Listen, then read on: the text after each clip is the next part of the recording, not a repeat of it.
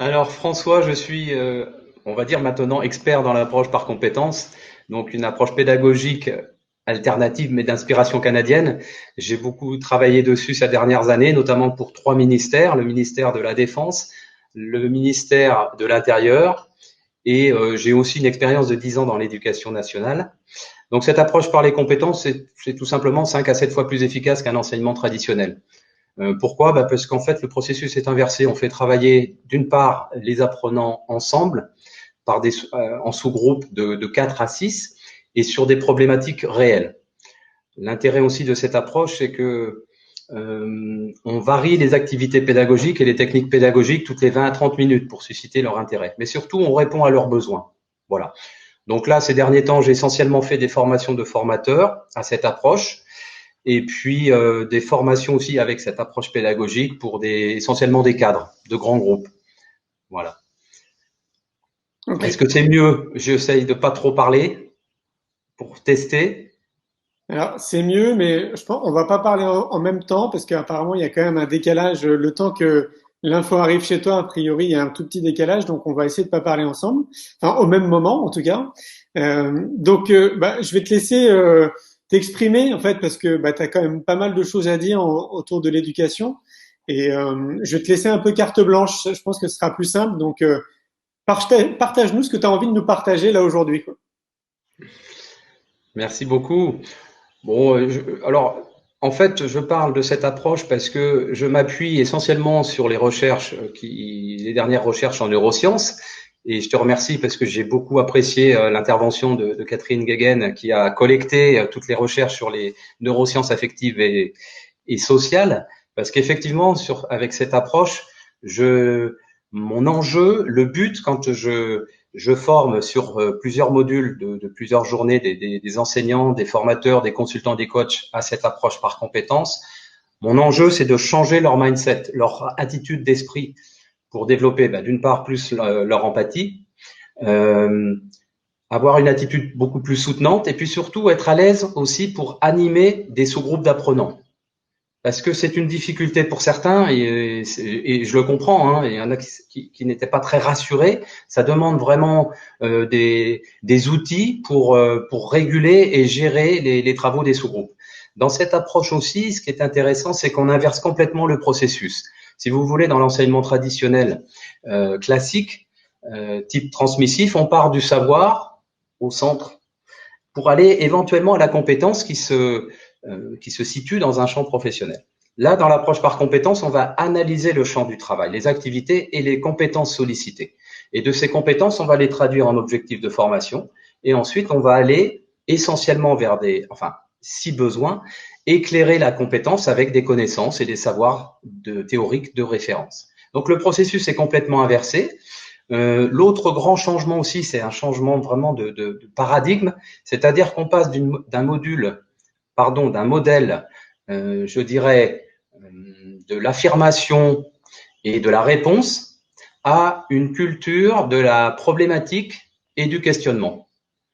Donc l'enjeu aussi, c'est chez les intervenants, les formateurs que j'ai l'honneur de former, c'est vraiment de changer et d'user et même d'abuser de la maïeutique socratique. J'ai dit un gros mot, mais vous savez ce que c'est. La maïeutique, l'art d'accoucher les réponses chez les apprenants grâce à mon questionnement qui est bien orienté.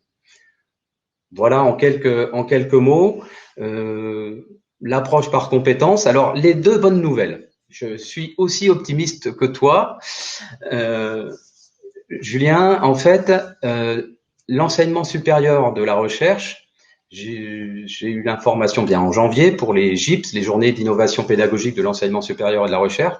Ils ont décidé d'utiliser cette approche par compétences dans les 5 à 10 ans à venir. Ça, c'est une bonne nouvelle. Ça va vraiment réformer leur approche. Et l'autre bonne nouvelle, vous êtes tous certainement la plupart au courant, c'est que la loi sur la formation professionnelle continue à complètement changer et s'inspire aussi d'une approche par compétences. Donc voilà, le système maintenant, notre système éducatif qui est l'éducation nationale, je souhaite aussi qu'elle prenne ce virage, puisqu'à ma connaissance, il n'y a que les profs de langue. Alors je sais qu'il y a beaucoup de profs et d'enseignants chez tes abonnés, il y a une volonté de travailler avec des sous-groupes et avec cette méthode, je dirais, et cette approche chez les profs de langue. Voilà. Mais voilà, le but et l'enjeu, c'est de développer cette pédagogie pour quand même une formation de masse, hein, puisque je suis bien sûr pour une éducation laïque et pour tous. Mais la seule chose, et c'est là où je te rejoins, c'est changeons nos modalités pédagogiques, parce que moi, je suis aussi très attristé quand je vois nos enfants qui s'ennuient à l'école et qui n'ont pas envie de faire leurs devoirs, qui ne sont pas intéressés. Moi, vraiment, le but de l'approche par compétences, c'est à la fois des apprentissages beaucoup plus efficaces, et ça, je peux en témoigner, je vais vous donner des illustrations concrètes, mais aussi des apprenants qui prennent plaisir à apprendre. Et ça fait du bien et ça fait plaisir. Vous voyez, hier, j'ai fait une visioconférence pour une trentaine de personnes, de professionnels, et la thématique, c'était comment établir un rapport de confiance avec de nouveaux apprenants, de nouveaux élèves en moins d'une heure. Et c'est possible. Et c'est possible parce que je l'ai fait. Juste pour illustrer, parce que là, je parle beaucoup de théorie, j'ai travaillé 3 ans et demi à l'École nationale supérieure des officiers de sapeurs-pompiers. On a pu tester, hein, nos élèves officiers étaient un petit peu les cobayes, on a pu tester cette approche et je peux vous dire que ça a été très efficace puisque, à titre d'exemple, nos élèves officiers ont gagné 50% du temps sur la partie pratique grâce à cette approche en amont, pour la partie dite plus théorique et académique. Parce qu'on les faisait travailler sur énormément de problématiques en sous-groupe, on faisait beaucoup de débriefing, on a utilisé aussi des logiciels de simulation autour de sinistres, etc. Beaucoup de questionnements, beaucoup de feedback en fait. C'est énormément nourri de feedback pour apprendre. Et voilà, c'était important et je vais terminer là-dessus parce que comme je suis passionné, je pourrais tenir plusieurs heures. Je m'appuie aussi sur les 3 sentiments importants chez les apprenants, d'après les travaux de Roland Viau, qui est un chercheur et un prof canadien de l'université de Sherbrooke. Les 3 sentiments, en fait, sont dans l'approche par les compétences, sont respectés. C'est à la fois le sentiment de compétence. Les élèves ont beaucoup plus confiance en eux parce que leur sentiment d'auto-efficacité est réalisé avec cette approche. Voilà. On les responsabilise, ils résolvent des problématiques à plusieurs, ils produisent des solutions qui correspondent bien souvent à ce qui est attendu en tant que spécialiste ou professeur. Le deuxième sentiment qui est important, c'est la perception d'utilité. C'est-à-dire qu'ils voient tout de suite le sens parce que comme ils travaillent sur des compétences utiles qui sont sollicitées dans le champ du travail, ça donne du sens. Et les problématiques aussi sur lesquelles ils travaillent sont des problématiques réelles. Et le troisième sentiment aussi qui est important, c'est le sentiment de contrôlabilité. C'est-à-dire qu'on libère les apprentissages. On est directif sur les compétences à viser. On n'hésite pas à intégrer des besoins nouveaux en termes de compétences aussi en fonction des… Là, je parle plus pour la formation pour adultes. Et en fait, ils vont chercher par eux-mêmes, avec des documents ou avec Internet ou pas, parfois juste avec l'intelligence collective et leur expérience, cela suffit. Et c'est eux-mêmes qui trouvent les solutions à 80%. Je vais donner un exemple, je terminerai là-dessus. C'était en management de projet avec des officiers de sapeurs-pompiers, sans Internet, sans documents. Je leur avais demandé, d'après 3 référents nationaux, même internationaux, sur on va dire le mode projet et le management de projet, de trouver 10 points clés structurant un mode projet. Eh bien, rien que par l'intelligence collective, ils ont trouvé 8 points sur 10. C'était gagné. Après, il n'y a plus qu'à développer, à répondre à leurs questions, à développer les 2 points qu'ils n'avaient pas trouvés, mais c'est gagné. Et ils ressortent, en fait, avec beaucoup plus de savoir imprimer et intégrer.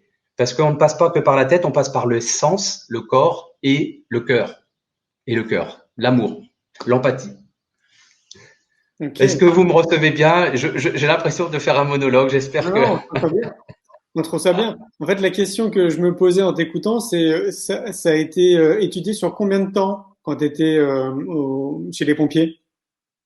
Alors, chez les pompiers, en fait, sur 4 ans, sachant qu'avant que je prenne le poste, j'étais formateur de formateurs, j'avais le poste d'ingénieur pédagogique de cette école. Il y avait des équipes qui avaient travaillé au niveau national avec des groupes de travail, avec des pompiers de différentes régions, de différents départements, sur 1 an. Et ensuite, on a mis en œuvre toutes les situations d'apprentissage qui regroupent plusieurs disciplines. Et il nous a bien fallu 3 ans pour avoir quelque chose de cohérent et d'ajusté par rapport aux besoins réels des officiers de sapeurs-pompiers sur toute la France. J'ai aussi une autre expérience à l'état-major de l'école des officiers de l'armée de l'air, où là, on a mis aussi 3-4 ans pour expérimenter, sachant que l'approche par les compétences de l'armée de l'air est déjà utilisée depuis de nombreuses années pour toutes les formations professionnelles. Mais par contre, pour la partie académique, notamment pour l'école des officiers, voilà, on a amené d'autres manières de travailler et je peux vous dire que les résultats sont très intéressants. Même, je peux vous avouer qu'à l'école de l'air, on parle de développement personnel, de PNL, d'analyse transactionnelle. On a intégré ces concepts. C'est une nouveauté et c'est chouette. C'est énorme. Ouais. C'est énorme qu'ils parlent de ça au sein de l'armée de l'air, quoi. Enfin, je trouve que enfin, à mon sens, hein, moi, j'ai échappé. En fait, je suis très content d'avoir échappé à l'armée plus jeune. Et dans ma tête, c'est resté quelque chose de très rigide. Et je me dis, c'est une sacrée bonne nouvelle, en fait, ce que tu nous dis, tu vois, que le développement personnel s'intègre dans un cadre, en tout cas, peut-être d'un point de vue extérieur, qui nous paraît très rigide et dans une façon de penser quand même très particulière. Ben, moi, je trouve que c'est une super bonne nouvelle, hein. Alors, je peux te donner des anecdotes parce qu'à l'école de l'air, on a bien souvent des élèves, pardon, d'écoles prestigieuses de France. On a les polytechniciens, on a des élèves de Sciences Po, Lyon École Management, Cage. Bon, en fait, ils viennent pourquoi? Ils viennent pour se former au leadership. Et en fait, ce qui est assez fabuleux, durant ces quelques années, j'ai vu une différence. Quand je faisais ces cours de leadership, bon, j'étais pas très regardant sur tout ce qui était règlement militaire, marcher au pas, etc. J'aurais dit, ils viennent pas pour ça. Et finalement, maintenant, les élèves demandent ce cadre. Ils viennent aussi pour nos valeurs. Et quand je les ai sur une journée, bon, c'est du leadership très concret. Ils ont une mission à réaliser sur le terrain en entre 30 et 40 minutes. Ils ont une équipe de 8 ou 9 hommes et femmes avec un observateur pédagogique. Et voilà, ils assurent leur mission, mais c'est surtout pour voir leur manière de diriger l'équipe et justement avec empathie, avec amour. Et, et, et à la fin de la journée, je leur pose toujours la même question. Qu'est-ce qui vous a marqué? Alors, il y a 3 choses. C'est la première, on a l'impression que c'est une famille. La deuxième, c'est que vous êtes très abordable. On pensait que les militaires, vous étiez un peu fermés, et finalement non. Et puis la troisième, c'est que c'est très efficace cette approche pédagogique, et on a beaucoup appris en une journée par rapport à nos heures en amphi pour apprendre le management et le leadership. Ouais, c'est Voilà. intéressant. Et ça veut dire qu'on peut l'appliquer assez facilement dans tous les cas de figure, dans tout type d'école. Ouais. Est-ce qu'on peut se dire que peut-être la maternelle, c'est un peu tôt quand même? Bah écoutez, les Canadiens utilisent cette approche de la maternelle aux plus grandes écoles. Ils ont débuté, si tu veux, ils ont débuté, en fait, ils ont développé cette approche dans les années 90. Alors, à la fin des années 90, il y a ce que l'on rencontre actuellement en France, c'est des résistances, passer du transmissif à une autre approche, en plus un peu décalée et inversée. C'est pas très rassurant pour certains et ça, je le comprends. Donc maintenant, tout est en ordre de marche, et c'est efficace. C'est vraiment efficace. Moi, j'ai des profs aussi qui sont officiers pompiers volontaires.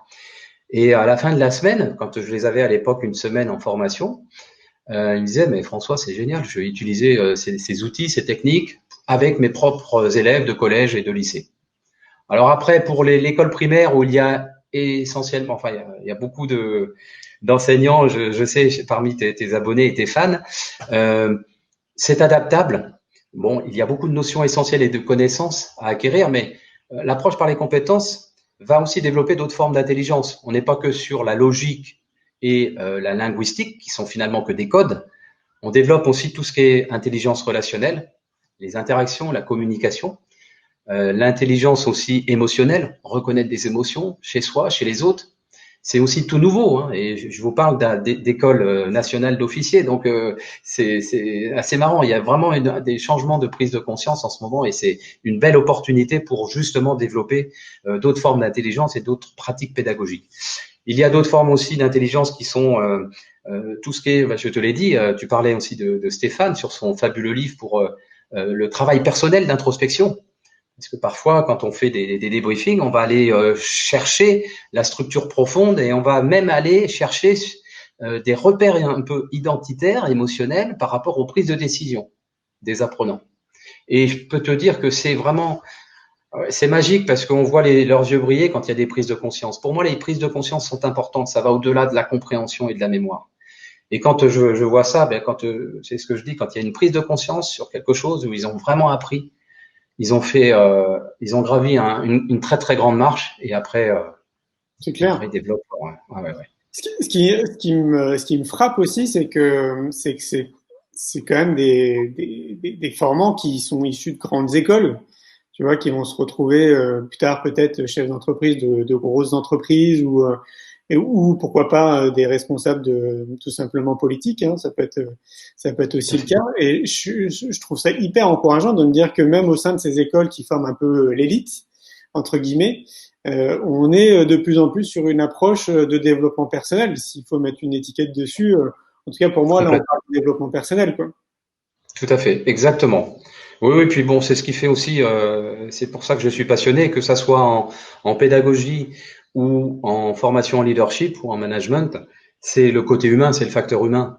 C'est par le cœur. Moi, comme quand j'ai des apprenants, finalement, je dis il y a un secret à la fin, ou au formateur ou au professeur. C'est l'amour. C'est l'amour que vous dégagez. Bon, c'est vrai que c'est une vocation, je suis d'accord, tu l'avais dit à un moment donné. Quand on est passionné, que c'est une vocation, l'art parce que c'est un art, être pédagogue. Et c'est vrai que il y a un gros travail, je pense, et j'aimerais que les plus hauts responsables de notre système étatique en soient conscients. Il est plus qu'urgent que nos enseignants qui viennent et qui sont passionnants et qui sont passionnés, qui passent des heures et qui ont un courage exceptionnel, mais et des outils. Toi, tu en proposes avec tes congrès, avec ton festival, etc. Mais des outils concrets en formation initiale. Moi, j'ai été prof de PS pendant 7 ans. On était formés à cela. Nous, on voyait plus l'enfant que l'élève qui est assis sagement, qui bien souvent écoute et reste passif. On voyait, moi, c'est ce que je disais d'ailleurs dans les réunions de trimestrielles avec le proviseur.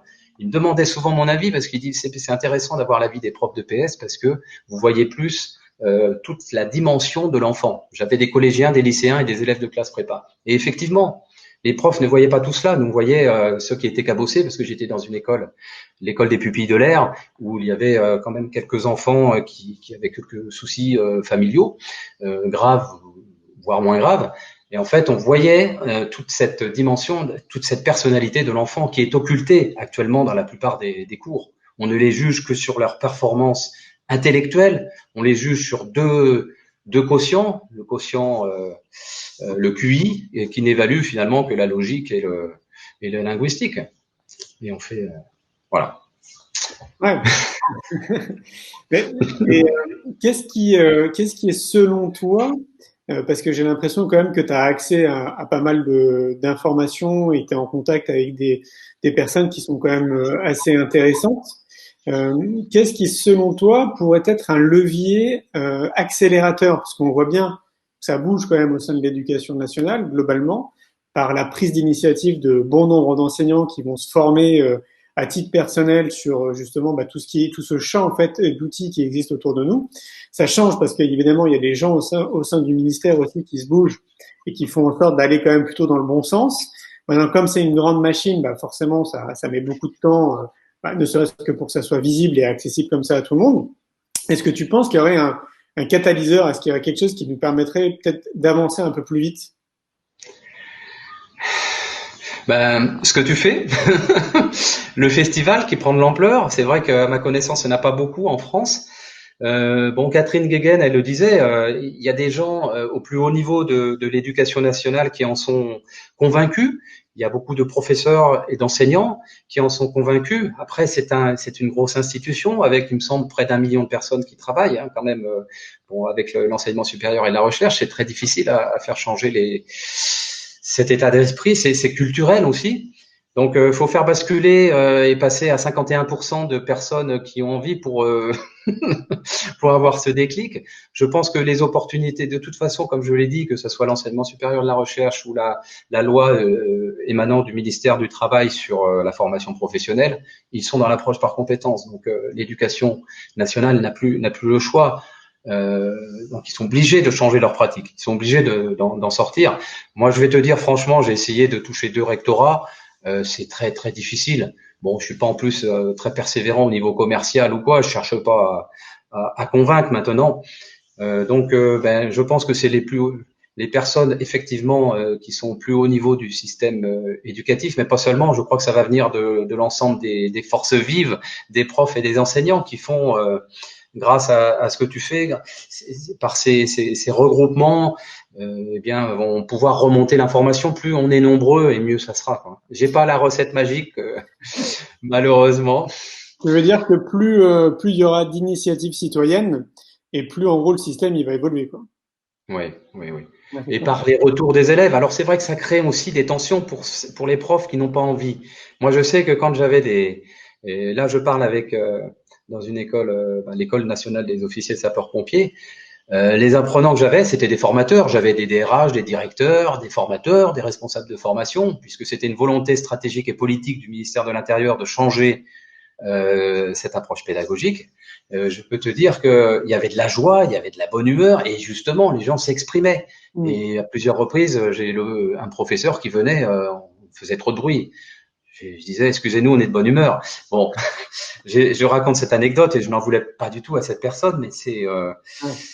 c'est difficile voilà, je pense que c'est dans notre intérêt de rassurer les profs. Moi, j'avais la chance et j'ai la chance d'avoir que des volontaires.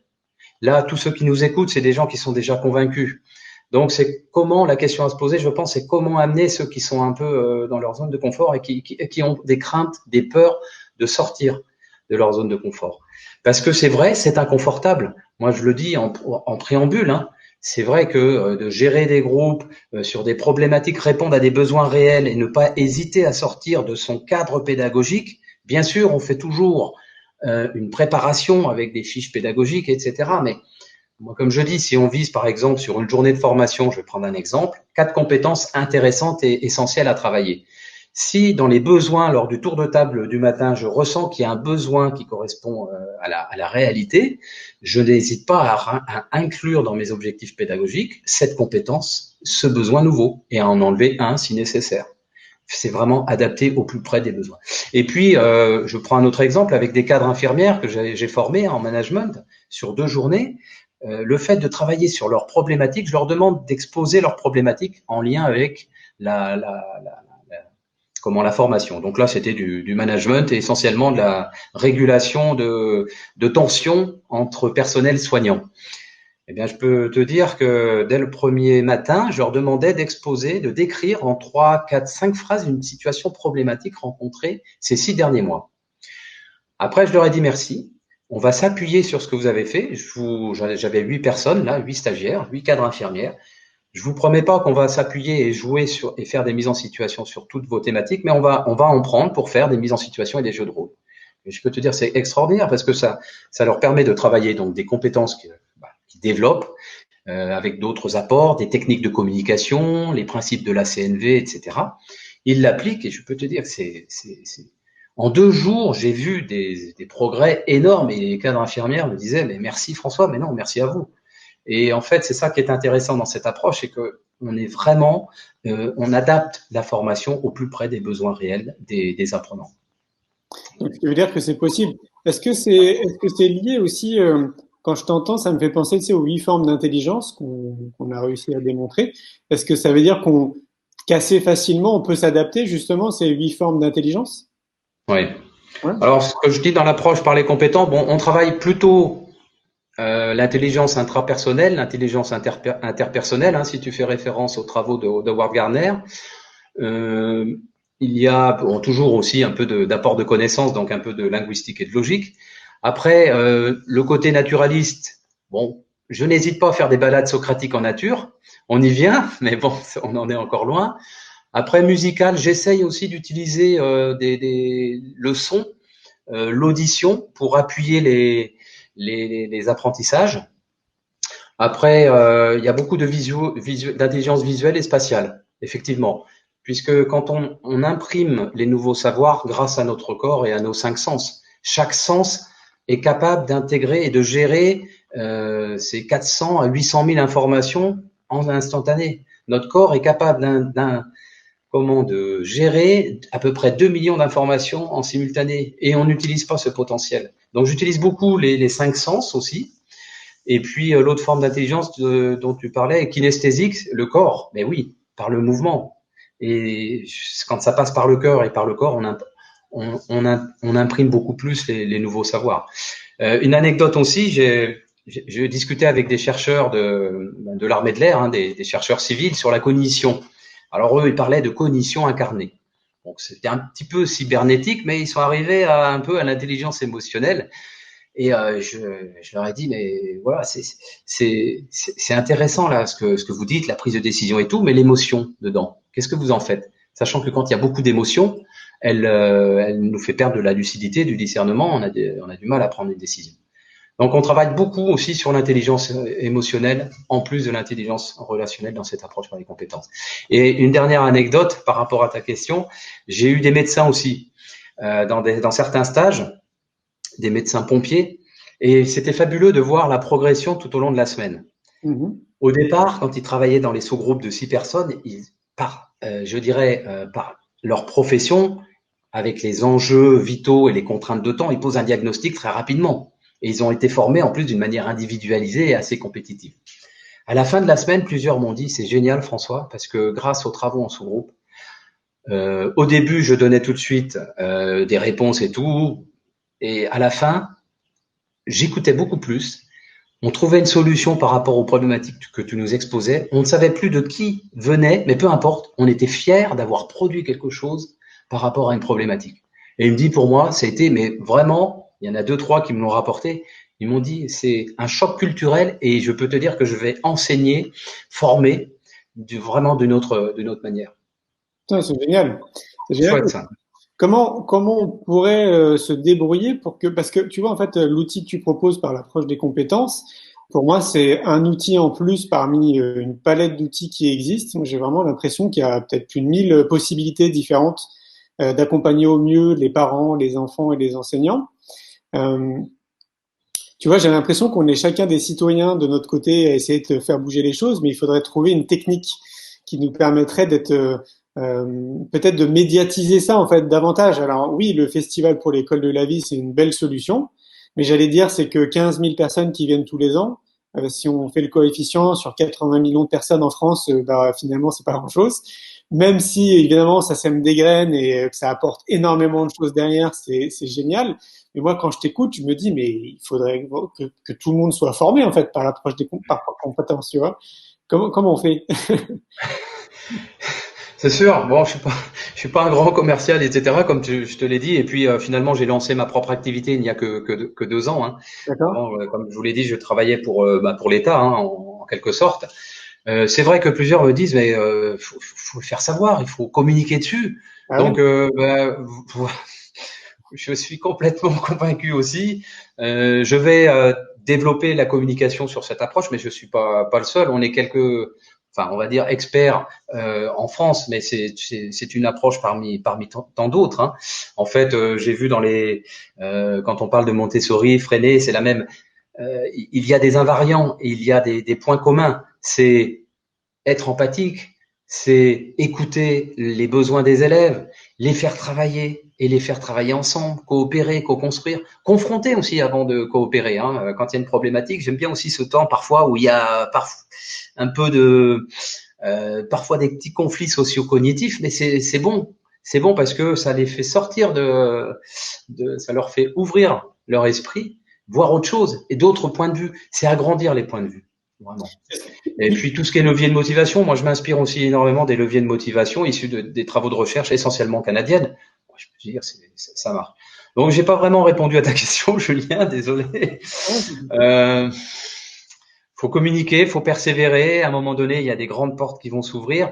J'ai fait une visioconférence, comme je te l'ai dit hier.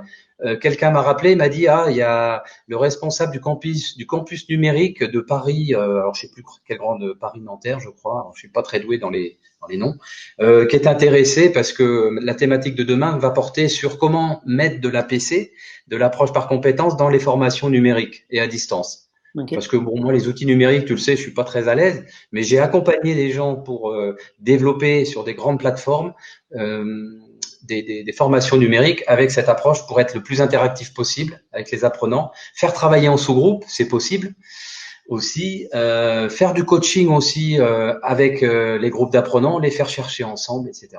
Par visioconférence, c'est possible aussi, d'une manière synchrone et asynchrone. Donc voilà, il y a des portes qui commencent à s'ouvrir, toi aussi, je te remercie d'avoir cet espace de parole pour en parler. Et voilà, il y a aussi le livre, j'ai écrit 2 livres, alors je sais pas, je fais un peu de... Vas-y, vas-y. c'est surtout un livre qui s'appelle Les 7 rêves d'un professeur pour libérer l'approche par compétences. Alors là, c'est un conte satirique. Il va sortir cet été aux éditions Fil Rouge. En fait, à l'origine, j'ai écrit un livre-outil qui n'est pas encore édité. Et donc, la responsable de cette maison d'édition, en fait, était intéressée par l'approche par les compétences. Elle en avait entendu parler sur Paris, on a déjeuné et tout. Puis à la fin, elle me dit, bon, moi, c'est pas ma ligne éditoriale, c'est pas du tout un livre-outil. Alors, moi-même, je dis, bon, bah, ok, c'est pas grave. C'était sympa quand même d'avoir mangé ensemble et d'avoir passé un bon moment. Mais elle me dit, par contre, je suis intéressé si tu me racontes une histoire. Si tu racontes une histoire, parce que ma ligne éditoriale, c'est 7 points autour d'une thématique. Donc là, faut surtout pas dire non dans ces moments-là. Tu te dis, ah, ça peut être intéressant d'aller à l'essentiel et de donner 7 points clés. Donc en fait, c'est un conte satirique, l'histoire d'un prof qui s'appelle Tout est à l'envers, parce que tout est à l'envers. Ça se passe sur la constellation autorité avec un O. Il travaille pour le pays Contrôle Tout avec un K. Et il travaille pour le ministère de la rétention des talents. Voilà, alors toute vraisemblance avec notre système éducatif est vraie, parce que je m'inspire que d'histoires vraies. Maintenant, le conte est satirique, mais c'est vraiment du 3e degré, parce que moi j'adore l'éducation nationale, j'ai travaillé 10 ans, j'adore l'engagement de certains, ils font vraiment du mieux qu'ils peuvent. Et en fait, à travers cette histoire, il a des rêves. Parce que ce pays est assez contrôlant. La nuit, il a des rêves et il a des outils. Et donc, c'est des outils de l'APC. Et dans les annexes, je développe certains outils qui marchent bien et qui D'accord. sont assez simples finalement. Voilà. Quand tu as travaillé pour l'État, comme tu dis, est-ce que tu as essayé de te rapprocher justement du ministère, d'aller leur proposer tes services, ce que tu fais est-ce que tu as essayé cette voie-là pour le moment? Non, non, au niveau du chef d'état-major de l'armée de l'air, oui, mais après, j'ai pas osé lui poser la question, ou le numéro 2 que je connais très bien, qui est un ami, parce qu'il était patron de l'école de l'air il y a 10 ans.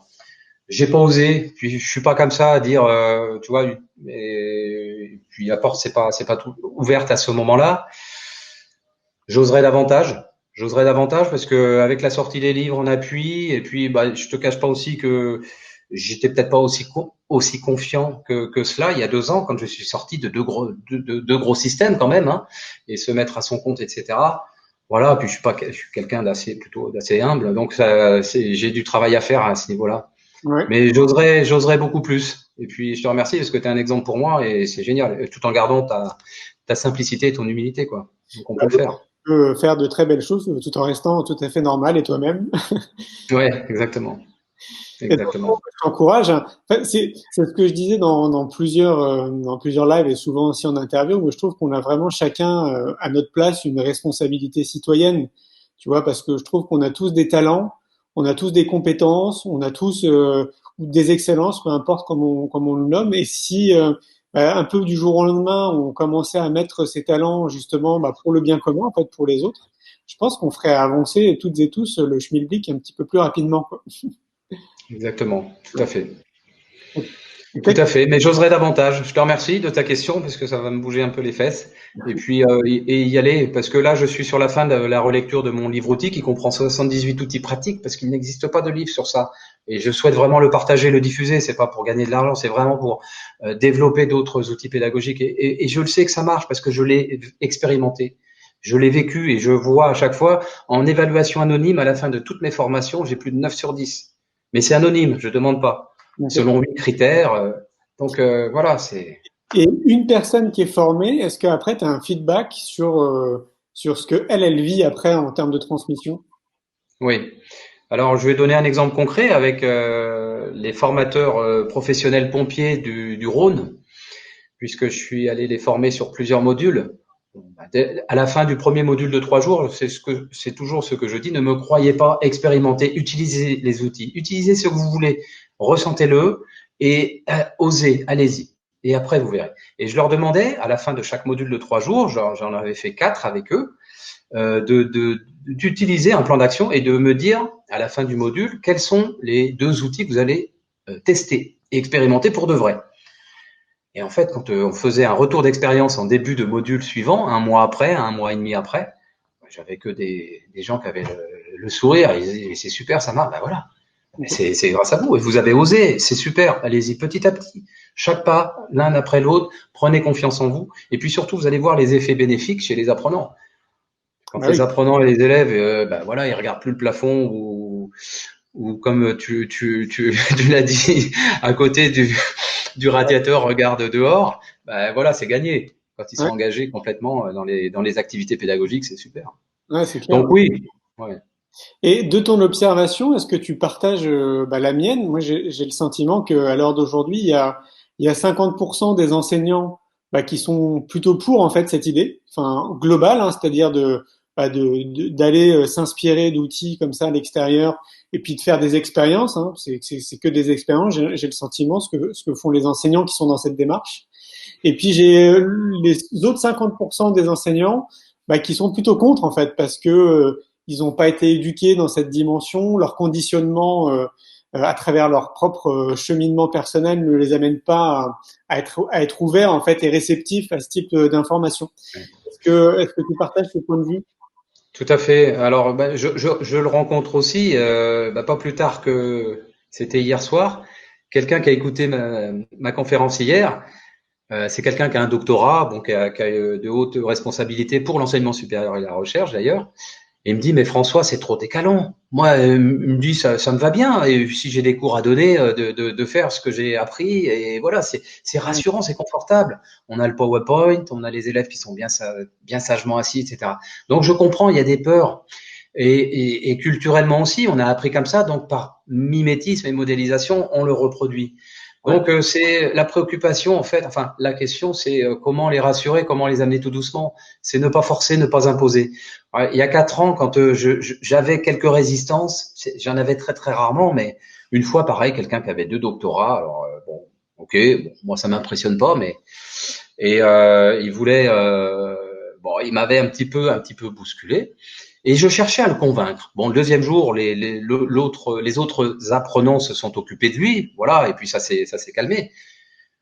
Mais 2 ans ou 3 ans après, quand j'ai eu ce type de personnes qui m'agressaient un peu, je l'accueillais parce que qu'est-ce que je me disais dans ma tête?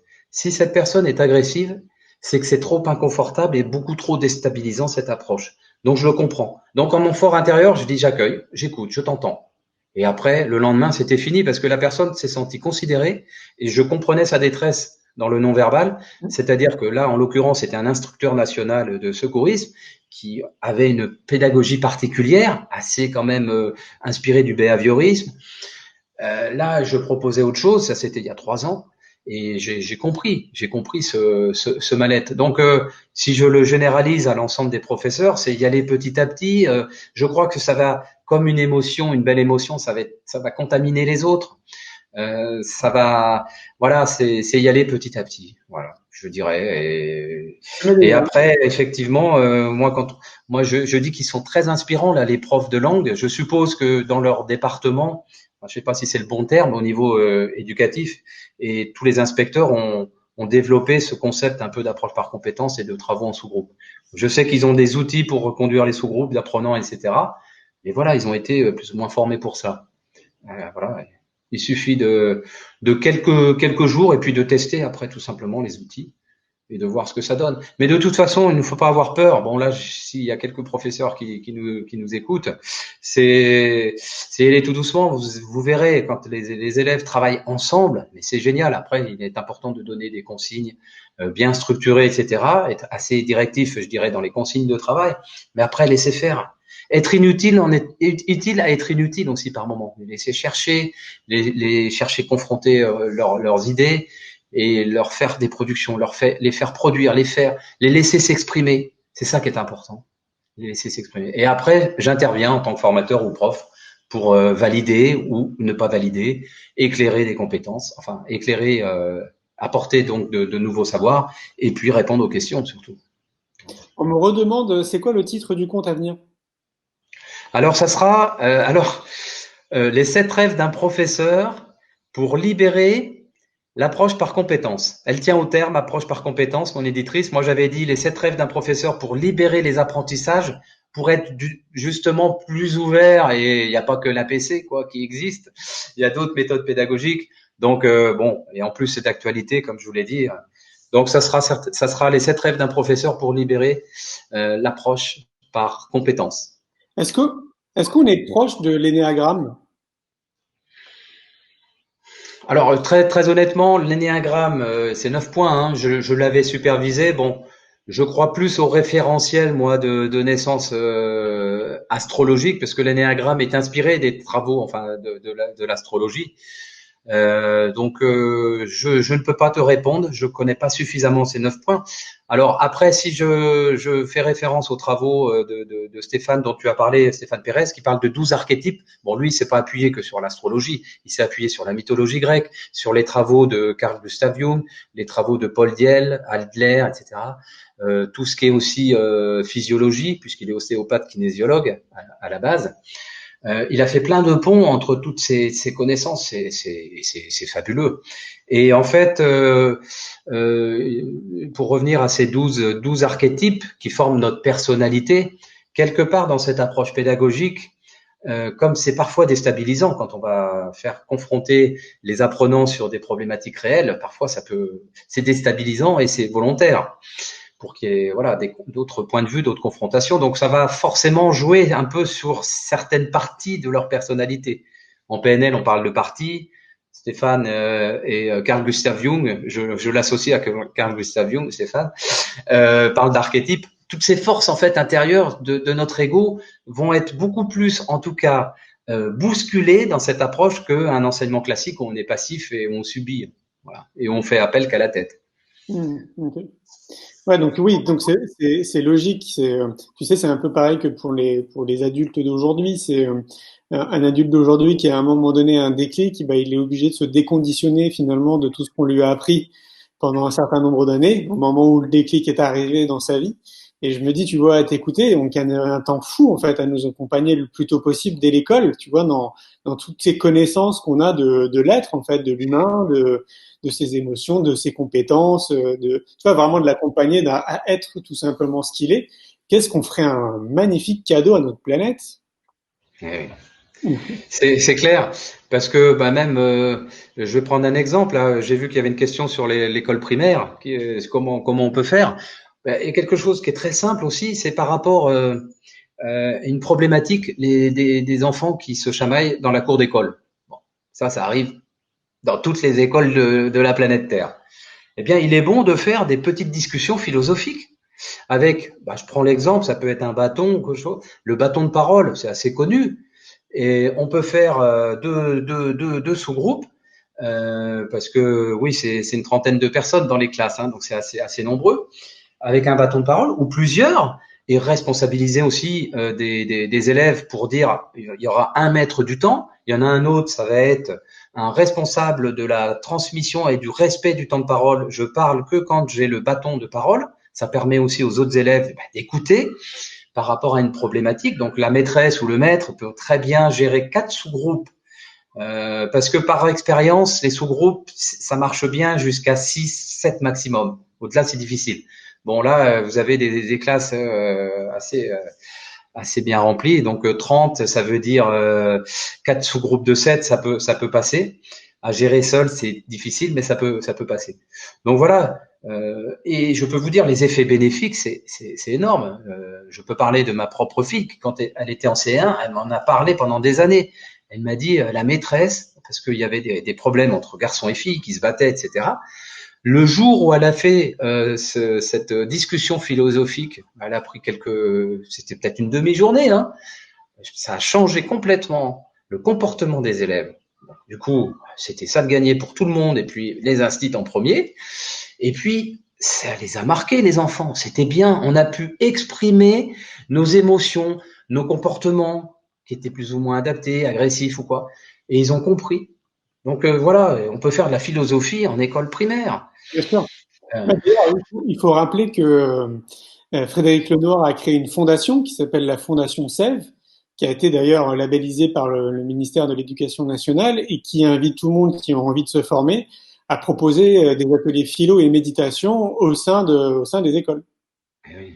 Sur la communication aussi, c'est quelque chose qui est assez simple. On peut faire des jeux de rôle en communication. Les gamins adorent. Alors moi, je le fais avec des grands, mais je l'ai fait aussi avec des petits.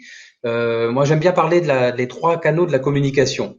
Le verbal, donc les mots, le paraverbal, la voix, et le non-verbal, plutôt le corps, le visage et les mains.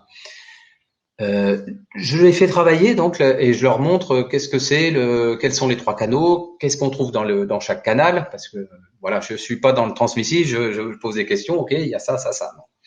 Alors moi après, ce que je vous propose, c'est un petit jeu de rôle de 3 minutes, une petite scénette, et en fait chaque observateur va regarder plus particulièrement un canal d'une personne.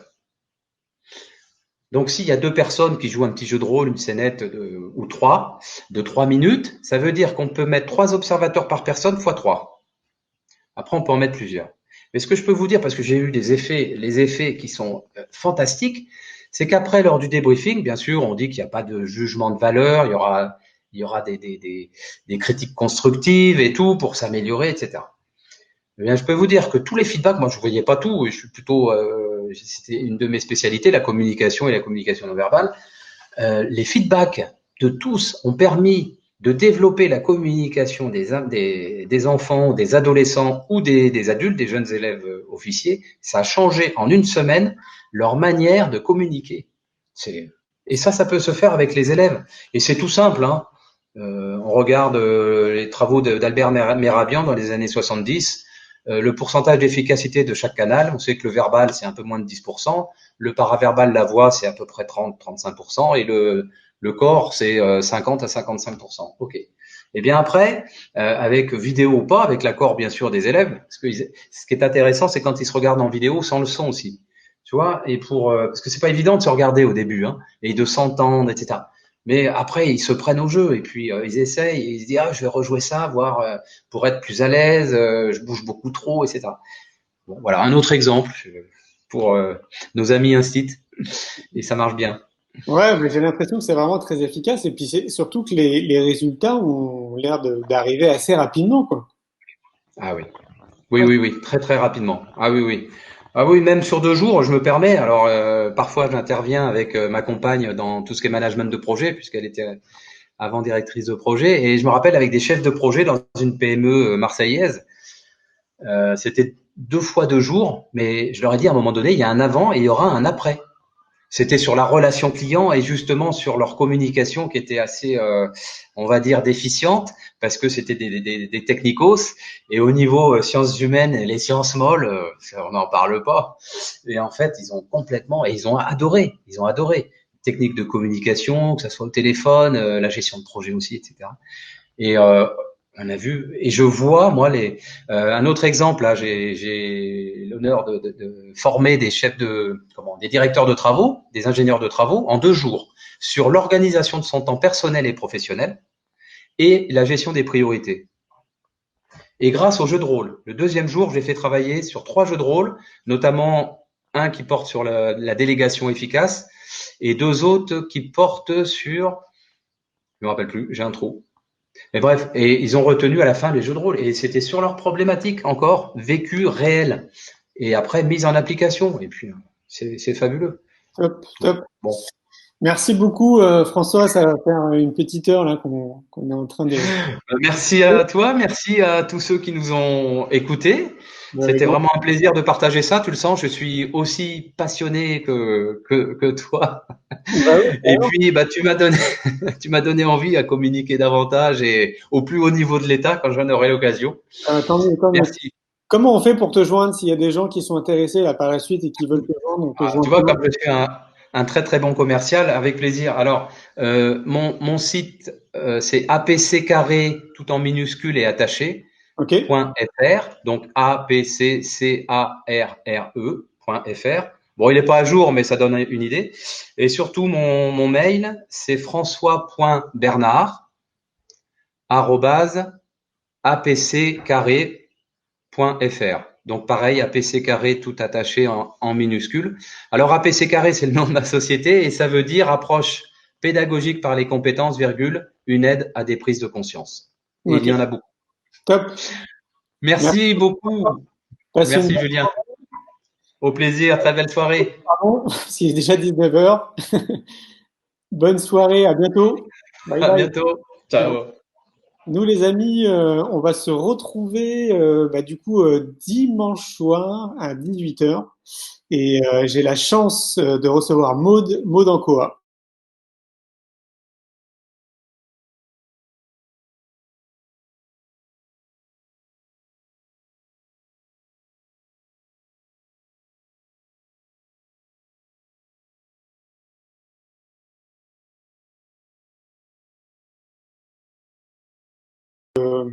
Que j'avais beaucoup aimé son livre. Et elle m'a répondu. Du coup, elle m'a interviewé sur son live il y a quelques semaines en arrière. Et j'avais envie de la recevoir dimanche prochain. C'est vraiment une dame que j'apprécie beaucoup par son énergie, ce qu'elle dégage, évidemment aussi par ses écrits. Et je pense qu'on aura encore beaucoup de choses à échanger ensemble. Bah, écoutez, moi je vous souhaite du coup une très belle soirée là où vous êtes. J'espère que tout se passe bien pour vous dans cette période qui est un peu particulière. De notre côté, tout va bien. Nous, comme vous pouvez le voir, on est présent, on est sur le pont, on est très heureux de pouvoir véhiculer toutes ces informations positives. Il y en aura encore un bon nombre. Donc, je ne sais pas si vous avez encore eu l'occasion de le voir, mais du coup, on a réussi à récupérer les fichiers des lives que j'ai fait sur Instagram les dernières semaines. Donc, je pense au live avec Anne-Marie Gagnard, avec Juliette Siozac, avec Thierry Parlot et avec il m'en manque un, c'était qui? C'était avec Marie Costa. Donc on a réussi à récupérer les fichiers, donc du coup on les publie là en ce moment sur la page Facebook du Festival pour l'école de la vie et sur d'autres pages sur Facebook. Donc vous aurez accès en illimité à ces pages. Je vous rappelle aussi que cette semaine, tous les soirs à 21 heures, on vous publie une des conférences qui a eu lieu au Festival pour l'école de la vie ou au Congrès Innovation en Éducation. Ce sont des conférences qui vont rester en ligne pendant 24 heures à chaque fois. Et visiblement, ça a l'air de plaire, donc on est très content de pouvoir vous offrir tout ça. Voilà, écoutez, je vous dis donc du coup à très vite. Je vous souhaite une nouvelle fois une belle soirée.